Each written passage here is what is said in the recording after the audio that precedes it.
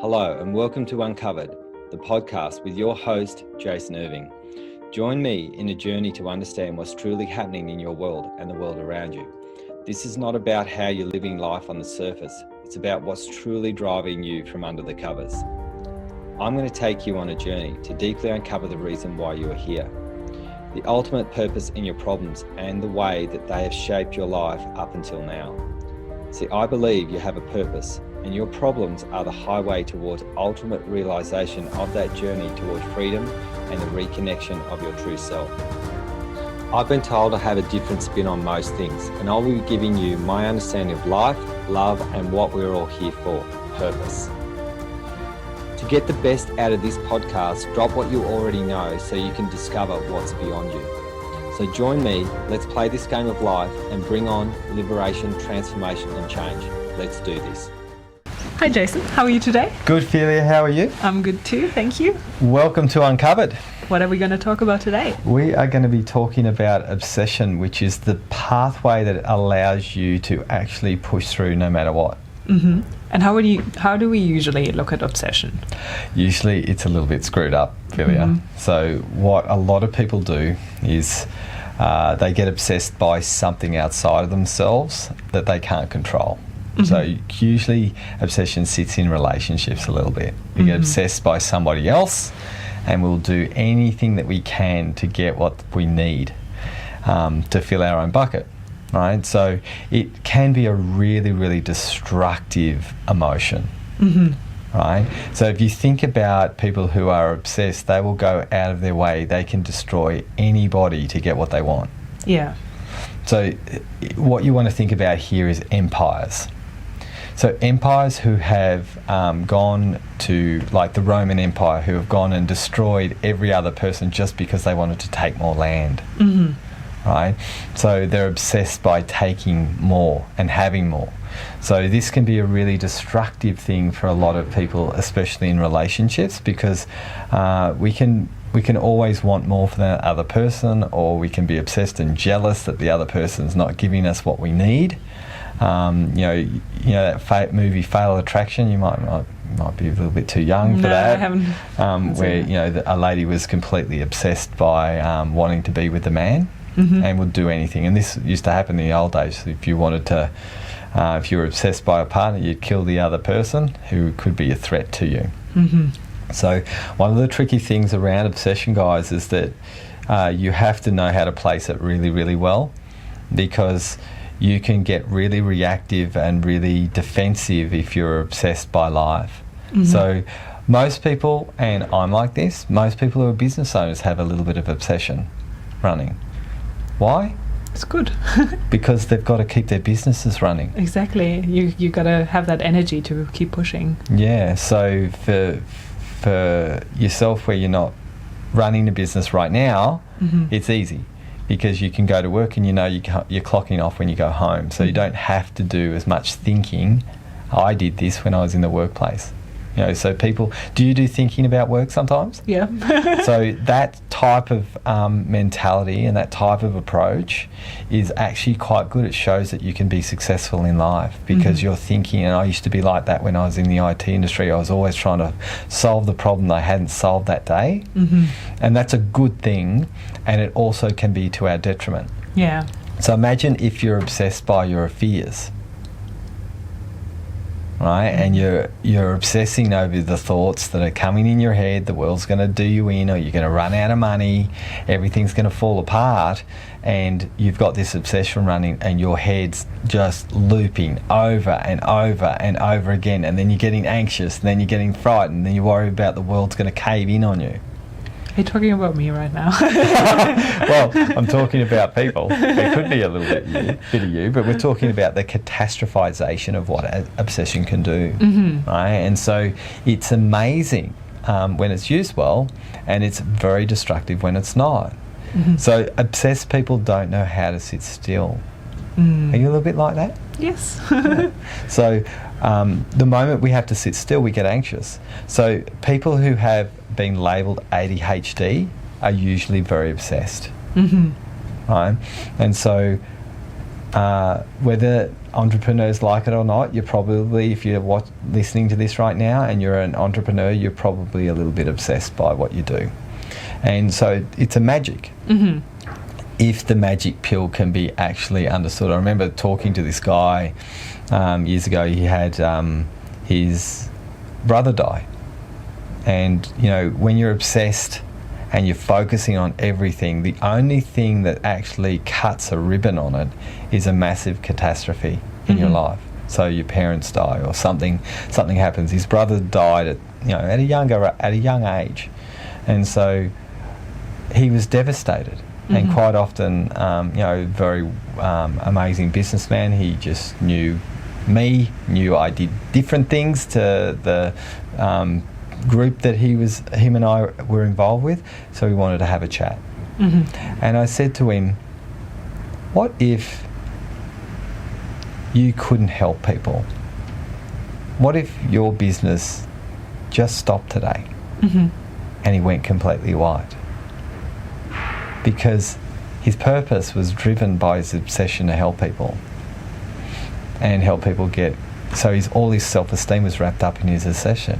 Mm-hmm. So this is why people can't not do the very thing that we're aligned to. So one thing that I would suggest, listeners, if you're interested in understanding this, is that if you know your purpose, be obsessed by it. Mm-hmm. Because you'll be in alignment. That's really good advice, I think, because then you're channeling it into a healthier direction. Yeah. So if you look at people like Roger Federer, he was obsessed as a tennis player, very immature. Apparently, him and Leighton Hewitt, the Australian tennis player, used to throw rackets around and be very, very not the most appropriate tennis players. Now you look at Roger now. Mm-hmm. Everyone loves him. Why?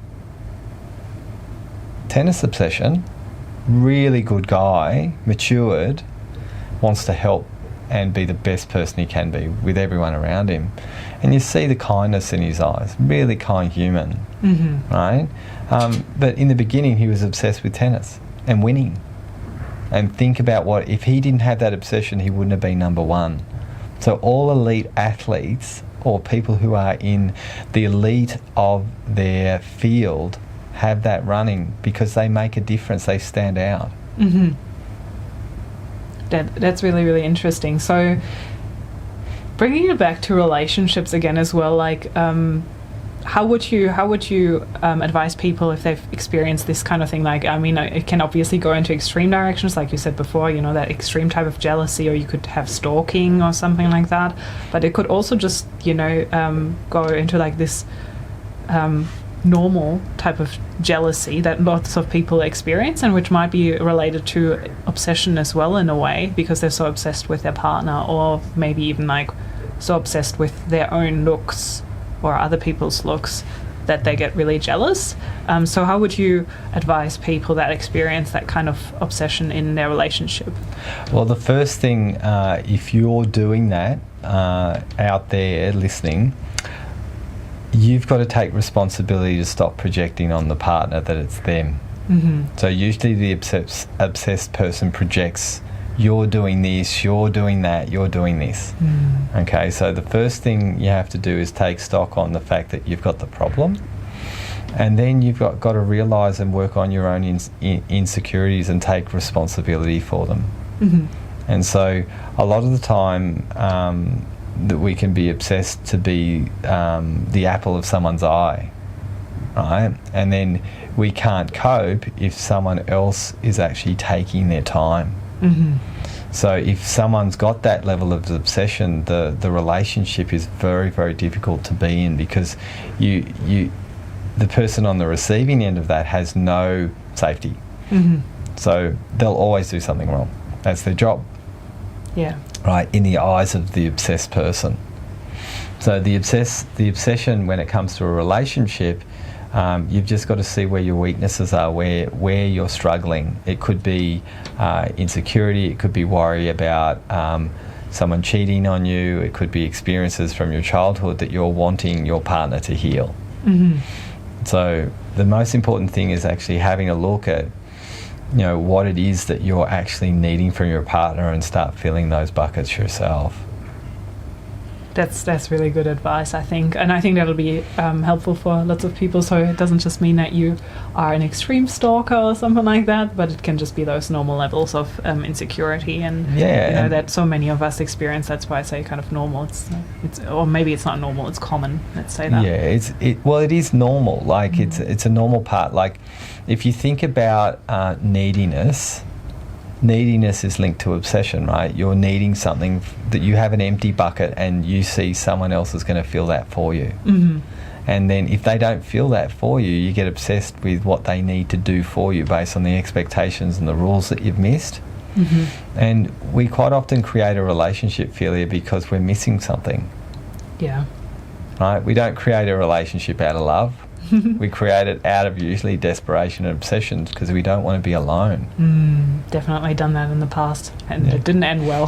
Yeah, and so when we do that, if we're obsessed with, let's say our obsession is we don't want to be alone, all our boundaries will break. Mm-hmm. And then red flags will come, and you want to ignore them. Yeah, that's right. So the big challenge is to know, well, what area are you obsessing? So I'm obsessed by helping people transform their lives. Mm-hmm. I'm obsessed, and I am putting my hand up saying I will stop at nothing to help someone. Mm-hmm. And sometimes it's to my detriment. Right? Sometimes people take advantage of that obsession that I have of helping people. Yeah. And then because of my nature, I can cross my own boundaries around, doing stuff out of work or messaging people when I should be talking with my family. Mm-hmm. And so I've always got to be mindful of making sure that I pull that in, because that obsession of helping people, I do that with my kids, I do that everywhere, that I always want to help people grow. Mm-hmm. And it's an obsession of mine because I see one of my biggest gifts and one of my biggest problems is actually seeing people's pain in front of me.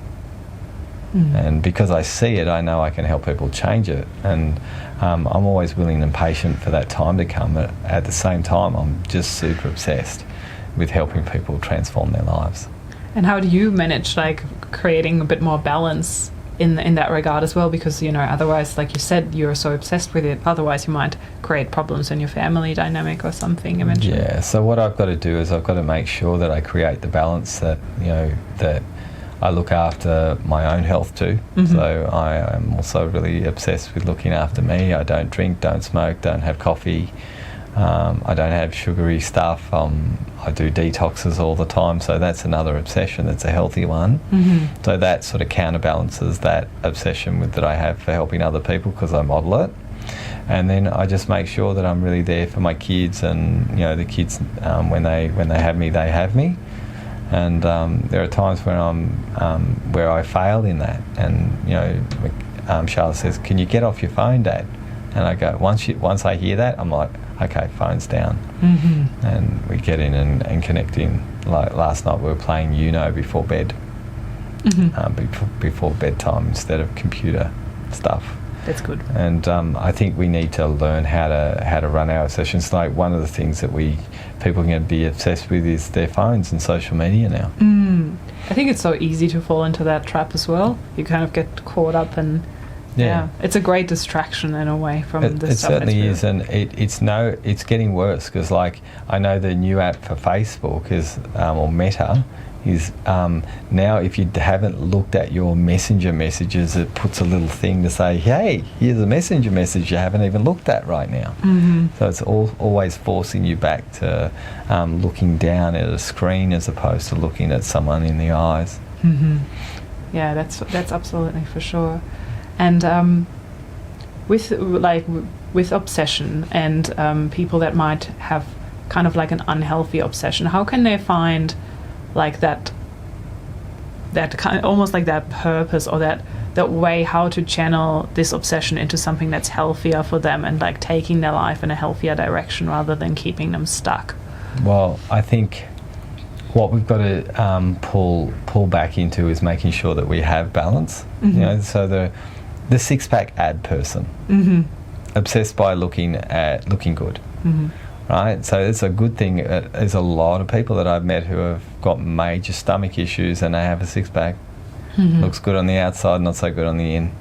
So I think what we've got to be able to do, obsession requires outside influence. I don't think you can do obsession on your own and change it unless it's really light, right? To just go, okay, as an example, for people, obsession and addiction are very, very intertwined, right?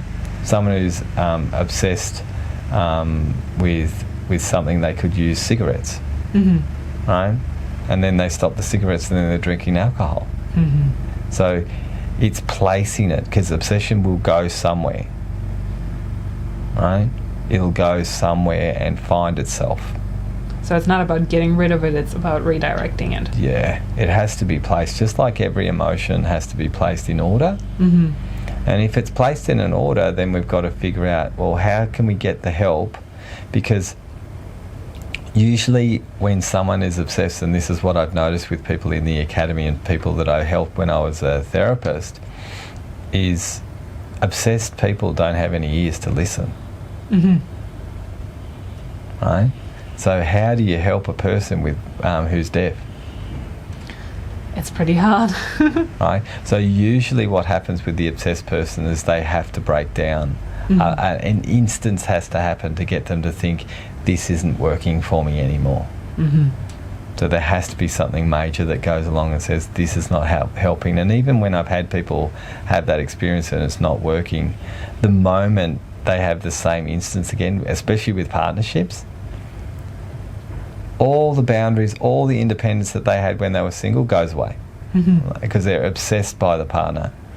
Now, one thing I've learned, and don't take this the wrong way, ladies, I've worked with lots of women and men. So when I'd work with a man, the man would say, I've got this problem, can you help me with it? And I'd help them with it. And I'd help them with their actual issue. And then when it came to the partner would say, my partner's got this problem. Yeah. Right? I'd be like, and I'd have to get them back to their obsession was actually helping their partner get over their problem while not working on their own problem. So I'd have to get them to work on themselves so they could actually solve their own problem rather than project the obsession for helping their partner get over their problem. That's a really interesting point. I feel like that kind of might be even related to the kind of mothering role as well. It is. Because you're like mothering your partner. Yeah, it comes down to the role of the mother. So the mother is obsessed by making sure the children are happy and they're free from pain. They're not going to get hurt by somebody, so they're obsessed by keeping them safe. And then they can do the same. I was a mama's boy, right? So not a daddy's, not the daddy. So it wasn't about going and I want to go hang out with my dad and play soccer or football and throw the ball around. It was always mum. So mama's boys are susceptible to trying creating a mum as their partner. I don't have a mum as my partner, as you know, but that's common.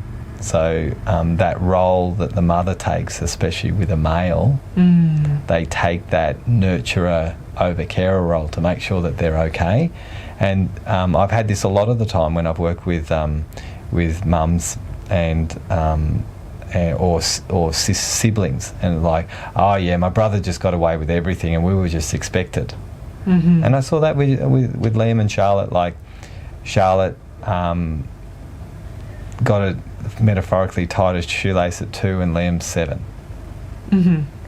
Mum, Anya did more for Liam than for Charlotte. It's like expected that the woman's going to be able to get it done quicker.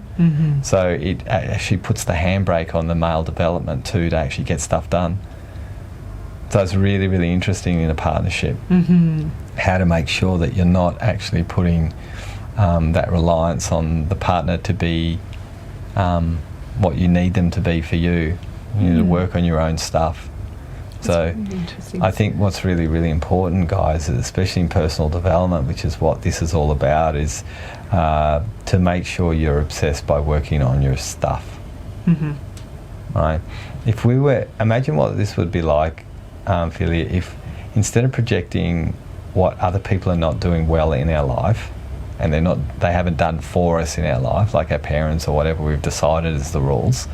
Imagine if we just solely just worked on the things that were holding us back from being our best self, and we were obsessed by that.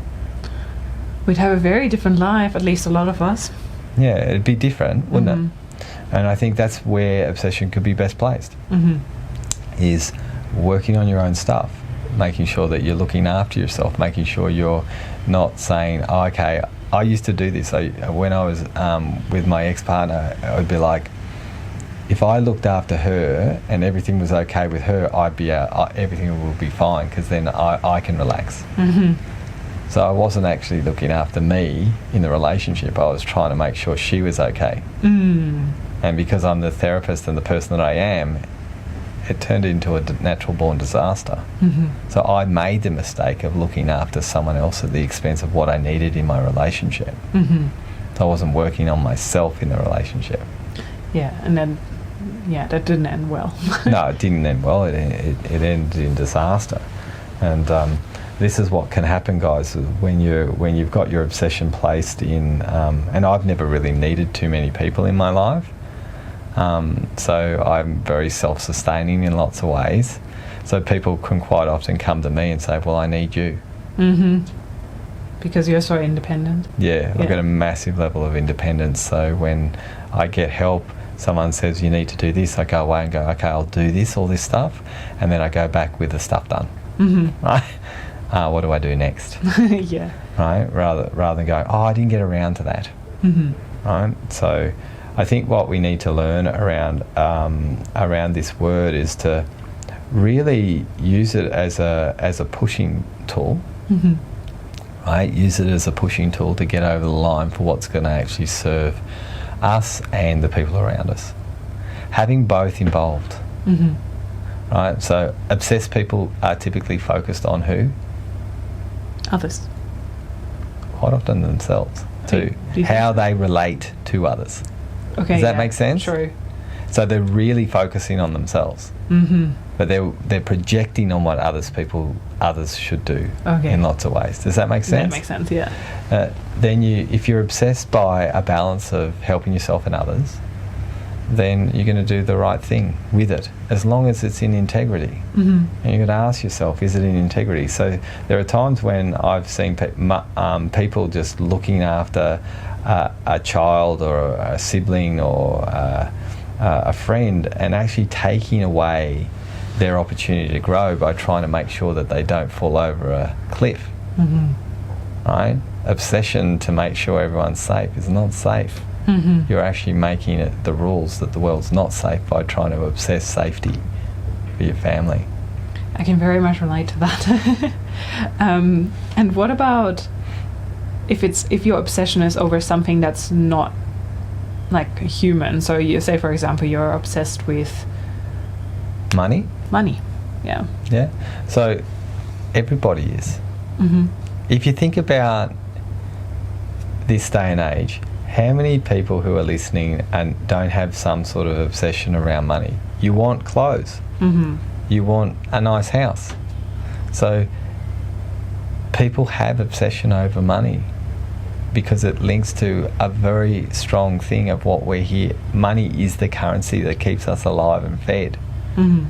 So it's how we use money and how we think about money that actually really matters about how we use that obsession, because it's the currency that actually allows us to live. So we can't not be obsessed by it. Does that make sense? Yeah, for sure. Do you have money things that you think about every day or week? Yeah, I do. And they're very, very normal. It's how our psychology deals with that obsession. So some people who I know are really good, they have a really good foundation or understanding around it, and we haven't really been taught in the world how to deal with money, have we?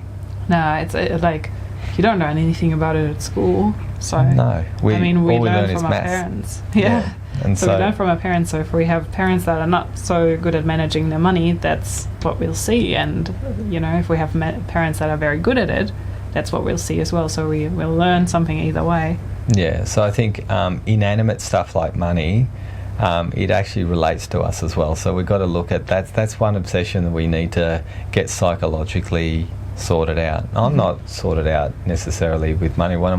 We do astrology.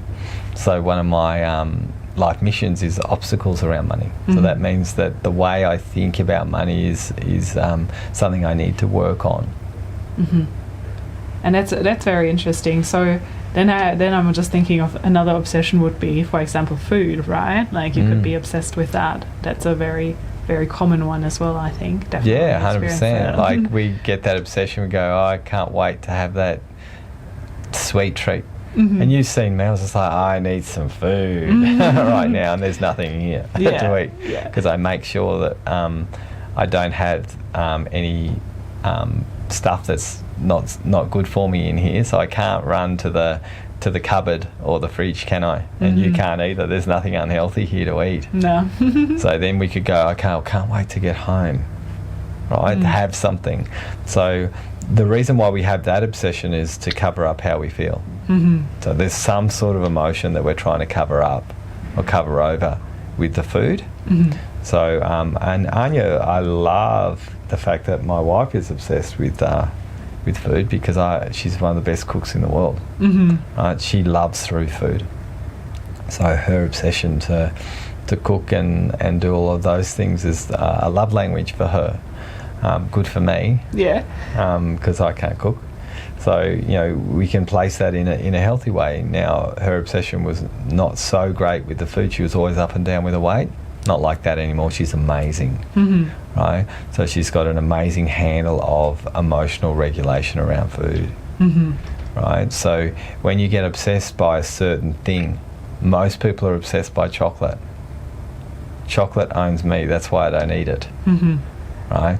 So anything that controls me through obsession, I don't eat. That's very good. Right? But most people can't help it. It's like, eat me, right? And so how do we do something when something is controlling us? We have to actually know, well, what is the reason underlying that we're desperately searching for that thing that's going to make us feel better? Or coffee is a classic obsession, right? I need my coffee. That's because people have hypertension and they're highly anxious, and caffeine stores itself in the nervous system. So people are actually trying to actually get the hit so the nervous system's calm. But it actually doesn't work. It's a cycle unto itself. Yeah, it's very crazy. Like I've never been a big coffee drinker, and then I think maybe a couple of months ago or something, I had one cup of coffee. And I was bouncing off the walls for hours. I was so anxious, and I was like, "This is horrible. How did I used to drink that?" Like, you know, and I just couldn't understand it anymore. I was never like, you know, like drinking heaps of coffee. But whenever I said like, "Oh, I don't want to drink it anymore," I had never had any problems like giving it up, because I only really like the taste, not the effect. Yeah. And so I'm like a herbal tea person, but like actually having a coffee after such a long time just showed me the effect, and I was like, so that's how that's what people put in their body every day. Yeah. So it was very crazy. So so what we've got to learn to be able to do is harness our obsession well.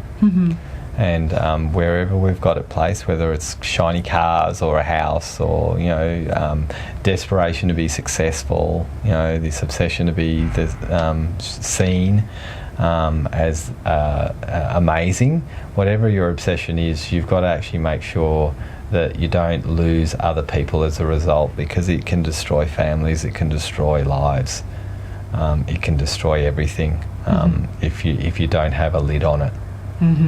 So maybe it would be a good place to start, like, you know, kind of doing an assessment of where your obsessions sit, and then whether, you know, whether they influence like relationships and that in your life, and how you can balance it a bit more. Yeah, how healthy are they? How not? And take a really good reality check, guys. Every one of you who is listening right now has some form of obsession. In some way, shape or form. I've got my hand up for personal development and helping people transform. Also have a little bit of obsession around money, like we all do. And I'm really happy to actually work with those and start and regulate what's not regulated in my world. Yeah, cool. Awesome. Thanks so much, guys. See you next time. Thanks, Filia.